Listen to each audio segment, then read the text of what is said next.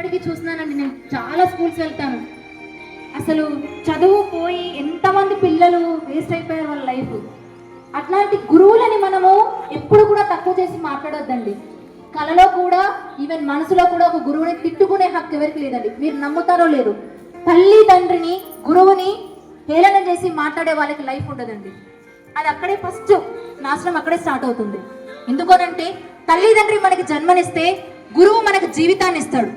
ఈ రోజు నాకు చదువు చెప్పిన గురువుల వల్ల నేను ఇక్కడ ఉన్నానండి. మరి మీ పిల్లలు కూడా రేపటి రోజున ఒక మంచి స్థాయిలో ఉంటున్నారంటే వాళ్ళ చదువు చెప్పిన గురువులే కాదు.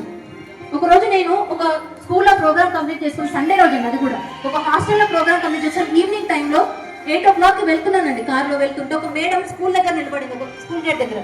అక్కడ నేను కార్ ఆపి అడిగానండి, ఏంటంటే మీరు ఈ టైంలో ఇక్కడ ఉన్నారు, డ్రాప్ చేయమంటారంటే, లేదంటే మా సార్ వస్తున్నారు పికప్ చేసుకోవడానికి అంటే, ఇక్కడ ఏం చేస్తున్నారు మరి ఈ టైంలో అంటే, నాది ఇదే స్కూల్ అండి, ఇక్కడ నైట్ డ్యూటీ ఉండే మాకు హాస్టల్, అది నైట్ డ్యూటీ ఉండే నేను చేసుకొని వెళ్తున్నానండి, హాలిడే డ్యూటీ ఉండే అంటే.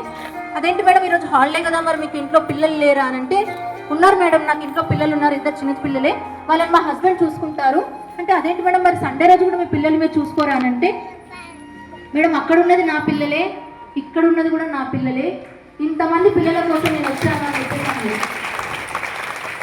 ఇప్పుడే నేను షాక్ అయ్యాను. ఒక టీచర్ నిస్వార్థంగా పనిచేస్తాను.